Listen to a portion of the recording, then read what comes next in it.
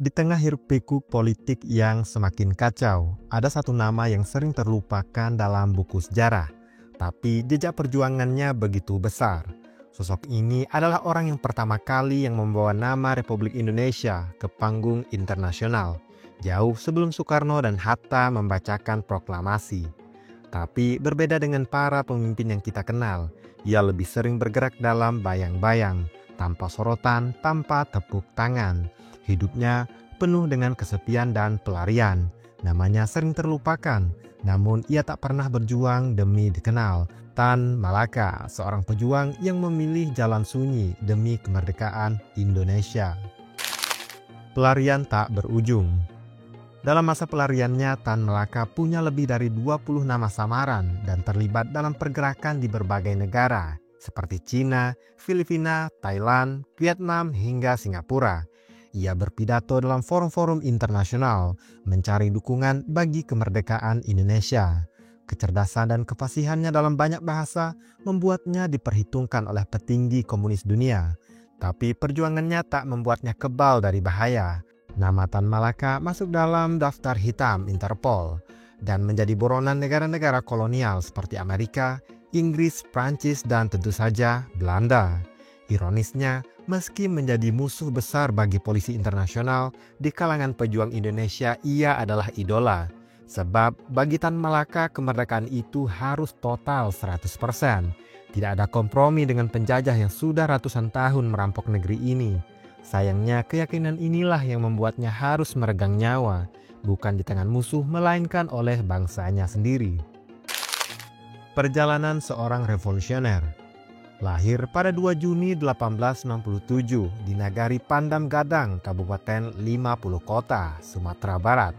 Nama aslinya adalah Ibrahim. Ia berasal dari keluarga berdarah bangsawan dari pihak ibunya, yang membuatnya otomatis mendapatkan gelar Datuk Sultan Malaka.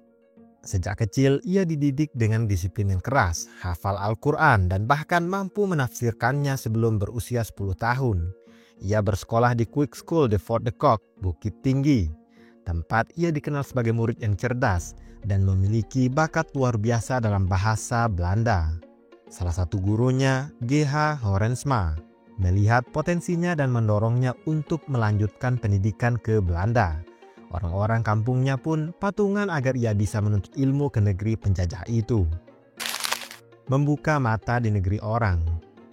Di Belanda, Tan Malaka semakin terbuka wawasannya. Ia banyak membaca buku-buku filsafat, ekonomi, dan sosialisme. Ia bersentuhan langsung dengan kaum buruh miskin dan melihat ketimpangan sosial yang nyata. Sayangnya, iklim dingin Eropa tidak bersahabat dengannya. Ia pun jatuh sakit, mengalami radang selaput dada yang membuatnya lemah hingga akhir hayatnya. Meski kesehatannya memburuk, semangat belajarnya tak pernah padam.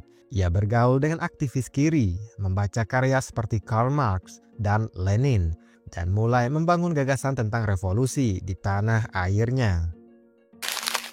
Dari guru menjadi revolusioner. Pada tahun 1919, ia kembali ke Hindia Belanda dan mengajar di sekolah-sekolah anak buruh perkebunan di Delhi, Sumatera. Namun apa yang ia lihat di sana membuatnya geram. Buruh-buruh kontrak diperlakukan seperti budak, diupah murah, ditipu dan diperdaya. Ia menyebut Delhi sebagai tanah emas bagi kapitalis, tapi tanah air mata dan maut bagi buruh. Usahanya untuk memberi pendidikan yang layak malah membuatnya dicurigai oleh pihak Belanda.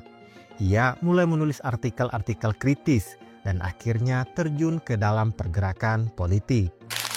Melawan dengan kata-kata dan senjata.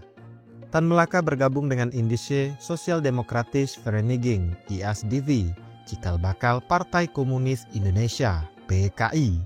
Ia semakin aktif dalam pergerakan, berpidato bahkan menulis, dan mengorganisir perlawanan terhadap kolonialisme. Namun perbedaan pandangan dengan PKI membuatnya memilih jalan sendiri. Ia mendirikan Partai Republik Indonesia, PARI, dari kejauhan dan terus berjuang dalam pengasingan. Hidupnya penuh pelarian, dikejar oleh penjajah Belanda, dipenjara, diasingkan tapi tak pernah menyerah.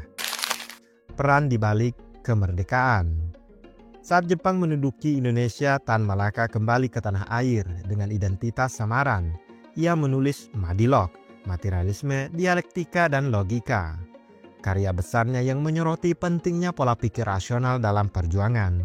Setelah Indonesia merdeka, ia tetap bergerak di bawah tanah, menggalang kekuatan rakyat agar tidak tunduk pada perundingan yang dianggapnya merugikan bangsa. Tragedi yang tak terelakkan. Meski begitu, perbedaan pandangan dengan pemerintahan Soekarno-Hatta membuatnya dijauhi. Ia membentuk Persatuan Perjuangan yang menolak perundingan dengan Belanda. Namun posisinya semakin lemah, hingga akhirnya pada 21 Februari 1949, ia ditangkap oleh Tentara Republik Indonesia dan dieksekusi di Kediri, Jawa Timur.